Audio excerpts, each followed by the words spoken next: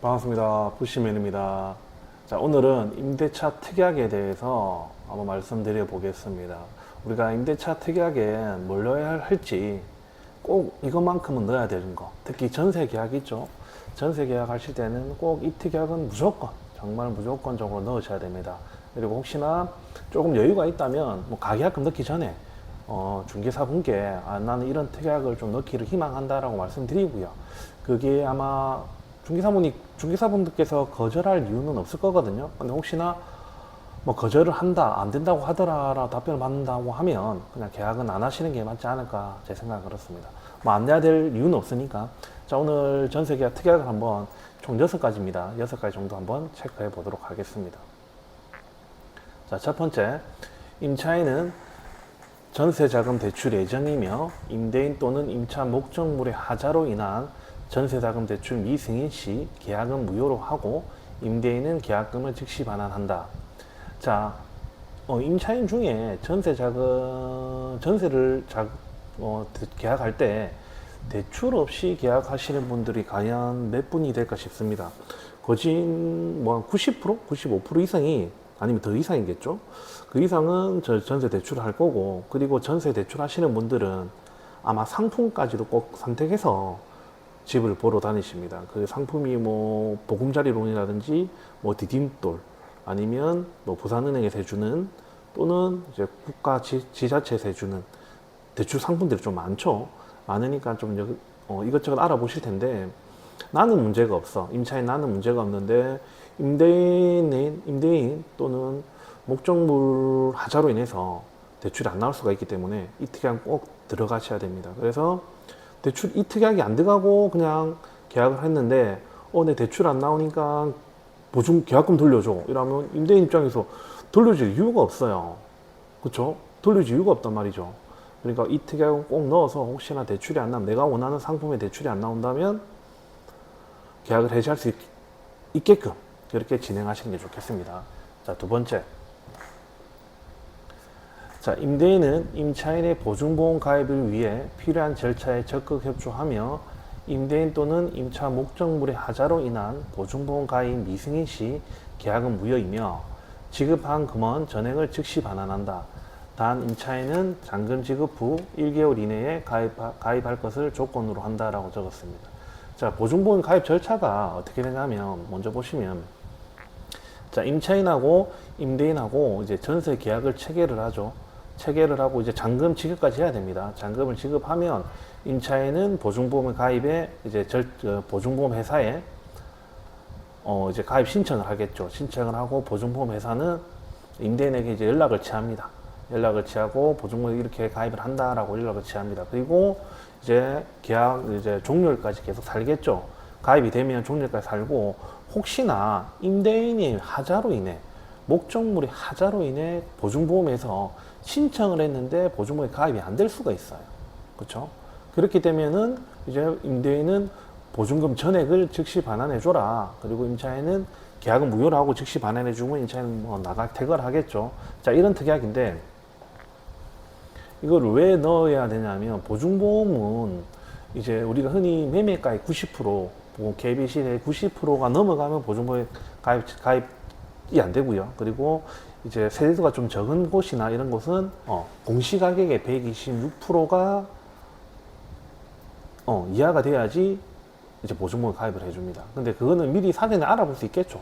최소한 미리 알아보고, 혹시나 계약까지 다 했는데 잔금까지 다 쳤는데 계약이 파기되면 서로 손해가 되니까, 서로 임대인도 손해고 임차인도 손해가 되니까 계약 전에 미리 확인하시고 가입을 진행하시면 됩니다. 근데 혹시나 또 다른 문제 발생해서 계약은 안 될 수도 있기 때문에 보증보험 가입이 안 될 수도 있기 때문에 그거는 사전에 방지하자는 거죠. 자, 세 번째, 임대인은 잔금 지급일 1일까지 담보권이나 전세권 등 새로운 권리를 발생시키지 않는다라고 되어 있습니다. 자, 이게 뭐냐면 이제 대항력입니다. 대항력이 내 대항력을, 내 전세 보증금을 지키려고 하는 거기 때문에 이 특약 꼭 들어가야 되고, 자, 그럼 대항력이 뭐냐? 대항력이란 임차인이 제3자에게 자신이 임대차 관계를 주장할 수 권리입니다. 이게 오늘은 뭐 제가 채권, 물건 이렇게 말씀드리면 좀 어려울 수 있으니까 정말 쉽게 설명드려 볼게요. 자, 대항 요건은 처음으로 점유가 있어야 합니다. 내가 이 집을 이제 점유를 하고 있어야지 특히 살아야 된단 말입니다. 거주를 하고 있어야 되고, 그리고 아니면 플러스 전입신고가 되어 있어야 합니다. 그래서 우리가 잔금일날 통상적으로 전입신고를 하죠. 그리고 점유하고 전입신고를 하게 되면 이제 대항력이 발생하는데, 대항력은 발생하는 거는 전입신고 당일 신청하면 다음날 자정부터 처리되기 때문에 다음날에 발생합니다. 다음날에. 대항 요건은 오늘 갖춰졌으면 다음날에 발생합니다. 자, 만약 부시맨이 4월 1일에 잔금과 동시에 이사를 하고 4월 3일에 전입신고를 했습니다. 자, 이사는 점유라고 했죠. 점유는 4월 1일에 했고요. 전입신고는 4월 3일에 했습니다. 그러면 언제 대항력이 발생하냐? 4월 4일에 발생합니다. 다음날. 자, 말소 기준 권리에는 이런 것들이 있죠. 그냥 우리가 흔히 보는 게 대부분 근저당입니다. 대출이죠. 집주인이 대출했습니다. 자, 예를 들어서 오늘을 대출했고, 대항력이 있는 입차일이 뭐 그 전날에 대항력이 발생한 임차인, 뭐 한 3일 전, 4일 전에 대항력이 있는 임차인이 있습니다. 그리고 그 후에 또는 같은 날에 대항력이 없는 임차인이 되어버리는 거죠. 자, 말소 기준 권리보다 늦은 전입은 대항력이 없습니다. 같은 날도 마찬가지입니다.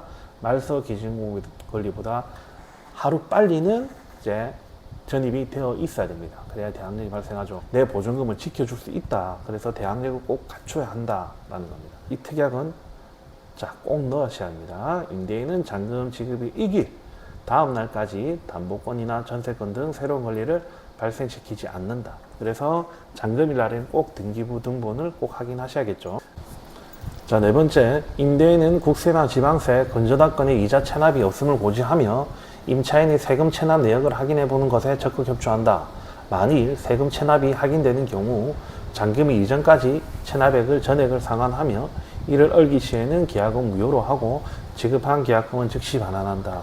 자, 이 말이 뭐냐면 왜 이거 임대인의 국세나 지방세가 중요하냐면, 우리가 혹시나 내 집이 내가 전세 사는데 집이 경매가 넘어간다든지 잘못될 수가 있습니다. 그러면 이제 배당의 순위에 따라서 다른데, 제 배당 순위는 대항력을 갖춘 임차인은 5순위란 말이죠. 자, 1순위는 집행비용 들어가고 2순위, 3순위 이렇게 들어가는데, 자, 4순위에 보면 부과된 국세나 지방세가 있습니다. 이게 뭐냐면 지금 좀 법이 개정됐는데 예전에는 등기가 안 됐죠. 국세나 지방세가 등기가 안 됐는데 경매가 넘어가게 돼버리면은 등기가 안 된 내보다 내가 전입도 빠르고 전입도 빠르고 점유도 빠른데도 저보다 훨씬 이제 빨리 배당을 받게 되죠. 그렇기 때문에 이제 낙찰이 안 될 수도 있고 위험성이 있고 내 보증금을 다 못 지킵니다. 그렇기 때문에 이번 법이 개정돼서 이게 사선에 좀 밀려났죠. 이제 등기가 돼 있으면, 내보다 대항력보다 빨리 등기가 되어 있으면 국세나 지방세가 먼저 받아가겠지만은, 당일세가 먼저 받아가겠지만은, 그게 아니라고 하면 경매가 낙찰됐을 때는 이제 우리가 먼저 받아가게 됩니다.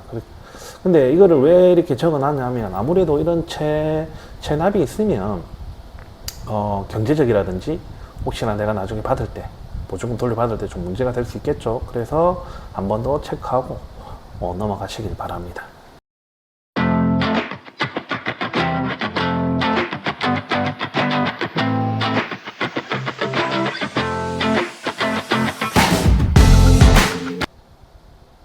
자, 다섯 번째, 임대인은 잔금 지급일까지 소유권 이전 등기를 신청하지 않는다. 이 이유는 그냥 그거죠. 임대인이 아까 전에 뭐 보증보험도 그렇고 전세도 그렇고 모든 목적이 임대인이 하자가 있을 수가 있습니다. 그렇기 때문에 임대인이 바뀌게 되면 전세 대출 또 안 나오거나 보증보험이 또 가입이 안 될 수가 있죠. 또 처음부터 앞에 봤던 뭐 국세 지방세가 밀릴 수도 있고, 그렇기 때문에 잔금 지급까지는 소유권 변동하지 마라는 내용입니다. 이것도 꼭 적으시고요. 자, 마지막 여섯 번째, 임대인은 매매계약 체결 시 임차인에게 고지하여야 하고 임차인은 승계를 거부할 수 있다라고 말씀드렸습니다. 자, 흔히 우리가 전세 살면 이제 뭐 투자자가 하면 이제 갭투자로 전세를 안고 들어오죠. 안고 들어오는데 무조건 승계되는 게 아니에요. 예를 들어서 임대인이 바뀌면 난 승계를 거부할 거니까 보증금 반환 자체도 기존 임차인한테 보증금을 돌려줘, 나 나갈 거야 라고 할 수 있습니다. 그래서 혹시 이 이유는 그렇잖아요. 또 나는 개인하고 계약했는데 나중에 법인이 바뀐다든지 법인으로 바뀐다든지 내 보증금이 좀 위험한 사람한테 예를 들어서 신용이 안 좋다든지 그런 상황에 가게 되면 내 보증금 받기가 더 어려울 수 있습니다. 그렇기 때문에 매매 계약 하는 건 좋다 하면 나한테 연락을 달라, 연락을 주고 나는 이 계약을 뭐 승계를 구할 수 있고 해지도 할 수 있습니다. 그러니까 이 특약도 꼭 넣으시기 바랍니다.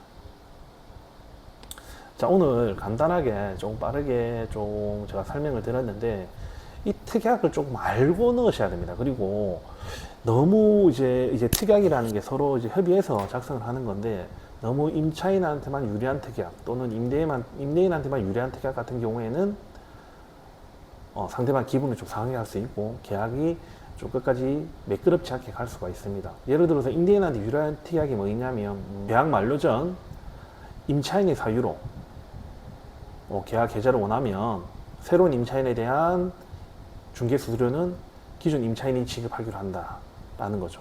우리가 이게 이 특약을 더지 넣는데 이 특약 같은 경우는 안 넣으면 모든 중개 수수료는 임차인이 줄 의무가 없습니다. 임대인이 줍니다. 근데 실무적으로는 임차인이 안 준다라면 임대인이 새로운 임차인하고 계약을 거부할 수도 있고 그렇기 때문에 기존 임차인이 주고 가는 거죠. 자, 이렇게 특약은 서로에게 조금 유리한 특약들이 조금 있습니다. 그런데 임차인에게, 법적으로도 그래요. 임차인에게 불리한 특약은 무효입니다. 예를 들어서 임차인은 전입신고하지 않기로 한다. 또 하나 더, 임차인은 계약기간 1년만 하고 1년 뒤에 퇴거하기로 한다. 이거는 계약기간 같은 경우에 임차인이 2년을 의무적으로 살 수가 있습니다. 계약기간 1년 해도. 그렇기 때문에 임차인에게 불리한 특약은 무효니까 어느 정도 아시고 이런 특약은 굳이 적을 필요도 없죠. 아무튼 임차인 계약하실 때 혹시나 특약이나 이렇게 좀 궁금하시거나 하면 저한테 연락 주시면 제가 상세 설명 다시 드리도록 하겠습니다. 오늘도 부시맨의 설명 들어주셔서 감사합니다.